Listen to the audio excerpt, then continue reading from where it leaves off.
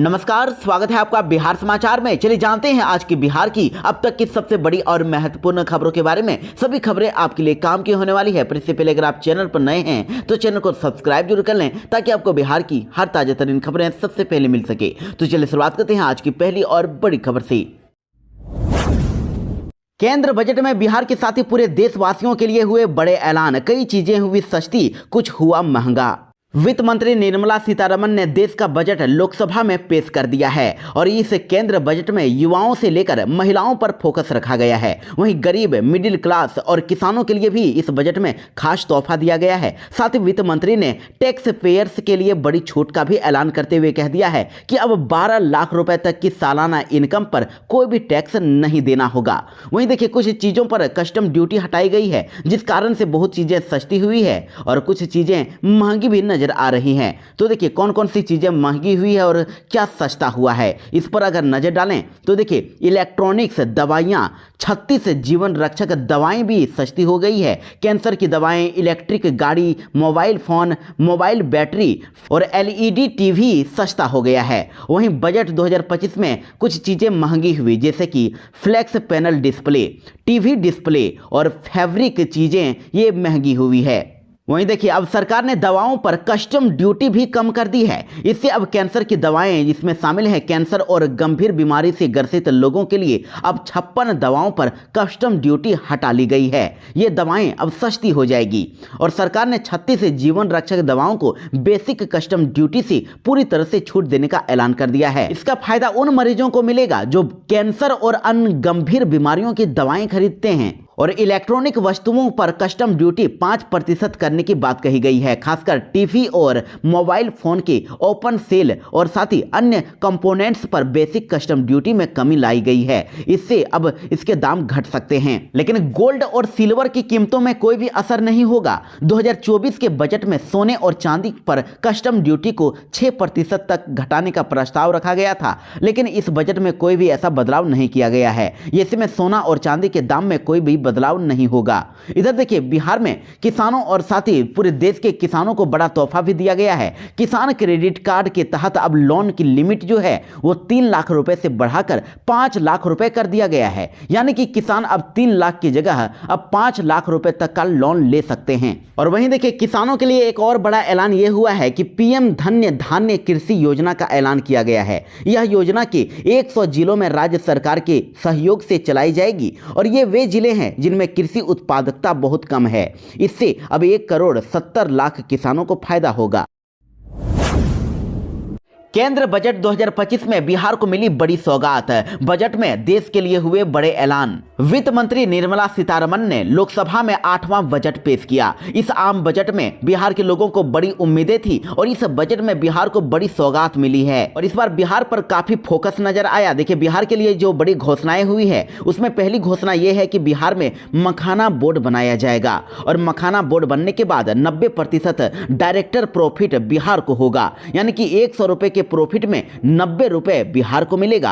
अभी मखाने को लेकर कोई तय नीति न होने के चलते मुनाफा बंट जाता है और किसानों के बजाय कारोबारियों के जेब में पैसा चला जाता है। लेकिन बोर्ड बनने से ये सभी योजनाएं एक साथ जुड़ जाएंगी। जैसे बिहार सरकार अभी मखाना विकास योजना बना रही है, इसके अलावा केंद्र सरकार की MSME और फूड प्रोसेसिंग मिनिस्ट्री की तरफ से अलग अलग योजनाएं चल रही है। ये सारी योजनाएं सेंट्रलाइज्ड हो जाएगी।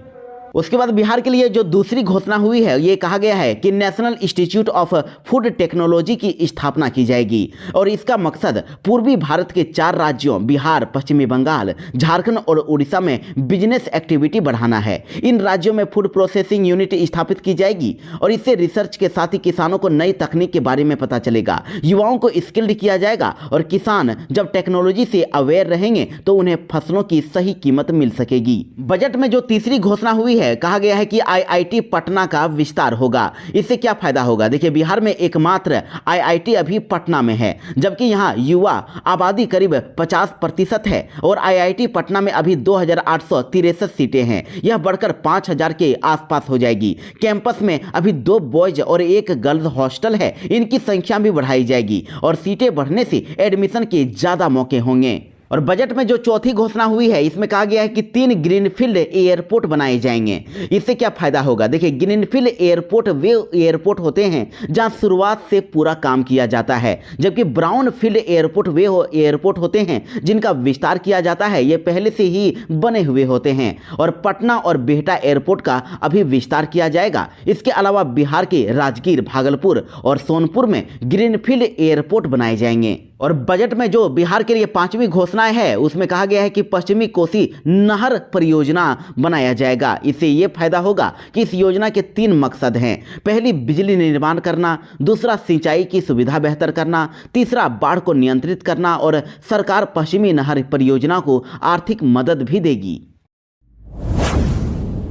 बिहार में मौसम विभाग ने जारी किया बारिश का अलर्ट। कई जिलों में होगी झमाझम बारिश। मौसम विभाग ने फरवरी के पहले ही हफ्ते में बिहार में बारिश की संभावना जताई है। मौसम विभाग का कहना है कि बिहार में पश्चिमी विक्षोभ सक्रिय होने के बाद पर्वतीय इलाकों में बर्फबारी और मैदानी इलाकों में बारिश होने की संभावना है, जिसे लेकर मौसम विभाग ने आज लोगों को अलर्ट जारी कर दिया है। आज और कल बिहार के कुछ जिलों में बारिश देखने को मिलेगी। इससे पर्वतीय इलाकों में बर्फबारी और मैदानी इलाकों में बारिश होगी। सरस्वती पूजा के दिन काफी बारिश होने वाली है। और बिहार के पूर्वी चंपारण, पश्चिमी चंपारण, सीतामढ़ी, शिवहर, सुपौल, मधुबनी, सहरसा, मधेपुरा, किशनगंज, अररिया, पूर्णिया और कटिहार जिलों में 3 फरवरी तक घना कुहासा रहेगा। इसको लेकर मौसम विभाग ने येलो अलर्ट जारी कर दिया है।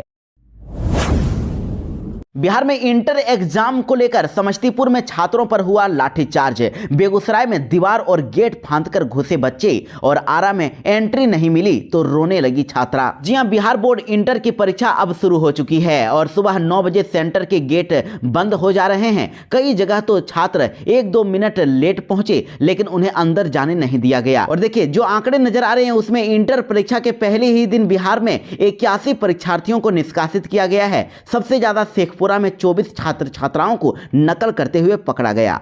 और बेगूसराय में तो एंट्री नहीं मिलने पर छात्रों ने सेंटर की दीवार फांदी और अंदर घुस गए। और साथ ही इधर आरा में 8 मिनट लेट होने पर छात्राओं को रोका गया। छात्राएं गेट पकड़कर रोती दिखी और वे प्रशासन से अंदर जाने के लिए मिन्नतें करती नजर आ रही थी। नालंदा में एंट्री नहीं मिलने से नाराज छात्र ने पत्थर फेंकने लगे। इधर सुपौल में कन्या मध्य विद्यालय निर्मली में परीक्षा केंद्र सुबह 9:09 में पहुंची तो कई छात्राओं को एंट्री नहीं दी गई। आरा में भी ऐसा ही नजारा मिला। यहां पर भी स्टूडेंट्स लेट से पहुंचे और उनको अंदर जाने नहीं दिया गया। इधर पटना की बात करें तो पटना के दानापुर में स्थित जनकधारी स्कूल परीक्षा सेंटर पर एंट्री नहीं मिलने पर कई छात्राएं दीवार फांदती हुई नजर आई। लेकिन आपको बता दें कि बिहार बोर्ड के गाइडलाइन के मुताबिक परीक्षा के दौरान कोई भी बाउंड्री को फांदता है तो उस पर केस दर्ज किया जाएगा। खुद बोर्ड ही इसकी मॉनिटरिंग कर रहा है। हर सेंटर में सीसीटीवी कैमरे लगाए गए हैं।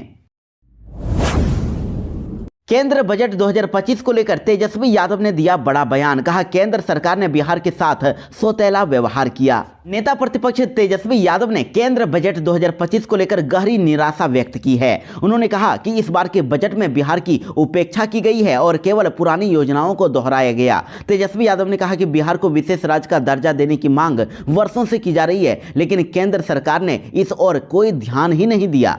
और पिछले वर्ष की बजट घोषणाओं का जिक्र करते हुए बताया कि 59,000 करोड़ की योजनाओं की घोषणा की गई थी जो अभी तक धरातल पर नहीं उतरी है। बिहार की जनता को इस बजट से काफी बड़ी उम्मीदें थी, लेकिन केंद्र सरकार ने एक बार फिर राज्य के साथ सौतेला व्यवहार किया है। तेजस्वी यादव ने कहा कि यह बजट बिहार के लिए पूरी तरह से निराशाजनक साबित हुआ। बिहार के सरकारी कर्मियों के लिए सरकार ने जारी किया नया आदेश। अब छुट्टी के लिए 7 दिन पहले ही देनी होगी सूचना। जी हां, बिहार के सरकारी कर्मचारियों के लिए छुट्टी की नई व्यवस्था लागू हो गई है और अब कर्मियों को छुट्टी लेने के लिए कम से कम 7 दिन पहले ही आवेदन देना होगा। और अब राज्यकर्मियों के लिए छुट्टी की नई व्यवस्था राज्य में लागू की गई है। इसको लेकर सरकारी अधिसूचना भी जारी कर दी गई है। इसके बाद अब सरकारी कर्मियों की अब टेंशन थोड़ी बढ़ी हुई नजर आ रही है। आपको बता दें कि सामान्य प्रशासन विभाग के अवर सचिव सिद्धेश्वर ने इसको लेकर सभी विभाग एवं उनके प्रावधान तथा सभी प्रमंडलीय आयुक्त एवं सभी जिलाधिकारियों को इस संबंध में निर्देश जारी कर दिया है। मुख्यमंत्री नीतीश ने किया बड़ा ऐलान। महाकुंभ में मृत बिहारियों के परिजनों को मिलेंगे 2-2 लाख रुपए। जी हां, महाकुंभ भगदड़ में बिहार के मृत 11 लोगों के परिजनों के लिए अब मुख्यमंत्री नीतीश कुमार ने मुआवजे का ऐलान कर दिया है। साथ ही घायलों के लिए भी सहायता राशि की घोषणा की गई है। दरअसल मौनी अमावस्या पर उत्तर प्रदेश के प्रयागराज में महाकुंभ के दौरान मची भगदड़ में बिहार के 11 लोगों की मौत की पुष्टि हो गई है और बिहार के मुख्यमंत्री नीतीश कुमार ने इस दुर्भाग्यपूर्ण घटना पर दुख जताया और मृतकों के आश्रितों और घायलों के लिए मुआवजे का ऐलान कर दिया है। मुख्यमंत्री नीतीश ने इस दुर्घटना पर गहरा दुख व्यक्त किया और मृतकों के परिजनों के प्रति संवेदना व्यक्त की है। उन्होंने घोषणा की कि इस दुर्भाग्यपूर्ण घटना में मृतकों के परिजनों को 2-2 लाख रुपए की अनुग्रह राशि प्रदान की जाएगी और घायल श्रद्धालुओं को मुख्यमंत्री राहत कोष से 50-50 हजार रुपए की सहायता दी जाएगी। जानकारी के लिए आपको बता दें कि महाकुंभ में मची भगदड़ में मरने वाले बिहार के 11 लोगों में गोपालगंज जिले के 4, औरंगाबाद के 2, पटना के 1, मुजफ्फरपुर के 1, सुपौल के 1 और बांका के 1 और वहीं पश्चिमी चंपारण के 1 श्रद्धालु शामिल हैं। आपको बता दें कि कई श्रद्धालु गुम भी हो गए हैं, जिनकी तलाश उनके परिजन अभी भी कर रहे हैं। बिहार में उद्योग विभाग ने की बड़ी तैयारी। 51 दिन के भीतर ही लगेंगी 15 फैक्ट्रियां, युवाओं को मिलेंगे नए अवसर। बिहार में उद्योगों के विकास को लेकर सरकार ने बड़ा कदम उठाया है। राज्य के भीतर अगले 51 दिन के अंदर ही 15 नई औद्योगिक इकाई यानी कि 15 नई फैक्ट्रियों को लगाया जाएगा। इसके लिए विभाग की तरफ से बड़ा प्लान बनाया गया है। देखिए, दरअसल पिछले साल दिसंबर महीने में आयोजित हुए बिजनेस कनेक्ट में बिहार को 1,81,000 करोड़ रुपए के निवेश का प्रस्ताव उद्योग विभाग को मिला था और प्रस्तावों को जमीन पर उतारने के लिए अब विभाग ने रणनीति तैयार कर ली है और विभाग निवेशकों को अब तेजी से मंजूरी और वन स्टॉप निवेश सहायता दे रहा है, जिससे राज्य के हजारों युवाओं को अब रोजगार के अवसर भी प्रदान होंगे। युवाओं को रोजगार मिल सकेगा। बजट में बिहार को मिली बड़ी सौगात से गदगद हुए मुख्यमंत्री नीतीश कुमार। पीएम मोदी का जताया आभार। मुख्यमंत्री नीतीश कुमार ने केंद्र सरकार द्वारा संसद में पेश किए गए बजट पर खुशी जताई है। उन्होंने बजट को स्वागत योग्य बताया और इसके लिए पीएम मोदी और वित्त मंत्री निर्मला सीतारमण को बधाई दी है। मुख्यमंत्री नीतीश कुमार ने कहा कि बजट में बिहार के लिए जो घोषणाएं की गई है उनसे बिहार के विकास को और गति मिलेगी। उन्होंने कहा कि मखाना के उत्पादन, प्रसंस्करण, मूल्य संवर्धन और विपणन में सुधार के लिए राज्य में एक मखाना बोर्ड की व्यवस्था से मखाना किसानों को लाभ मिलेगा। राज्य के भविष्य की जरूरतों को पूरा करने के लिए बिहार में ग्रीनफील्ड हवाई अड्डों की सुविधा प्रदान करने से अब अंतर्राष्ट्रीय उड़ानों की संख्या बढ़ेगी, जिससे यहाँ के लोगों को काफी फायदा होगा। साथ ही राज्य के आर्थिक विकास को गति मिलेगी। साथ ही इनकम टैक्स स्लैब में 12 लाख रुपए तक की छूट मिलने से अब मध्यम वर्ग को काफी राहत मिली है और साथ ही किसान क्रेडिट कार्ड पर कर्ज की जो लिमिट है, लोन की लिमिट 3 लाख से बढ़ाकर 5 लाख करने से अब किसानों को इसका लाभ मिलेगा। सूक्ष्म उद्यमों के लिए MSME क्रेडिट गारंटी कवर को 5 करोड़ रुपए से बढ़ाकर 10 करोड़ रुपए किए जाने से रोजगार के अवसर बढ़ेंगे।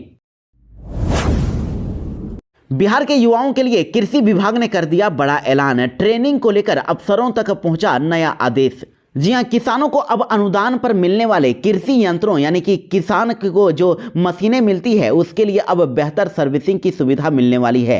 कृषि विभाग ने अब सभी कृषि यंत्र विक्रेताओं को निर्देश दे दिया है कि वे किसानों को कृषि यंत्रों की खरीद के बाद समय पर सर्विसिंग की भी सुविधा उपलब्ध कराएं। साथ ही सभी यंत्रों का यूनिक पहचान संख्या मशीनों पर लेजर कट के माध्यम से उस पर अंकित करें।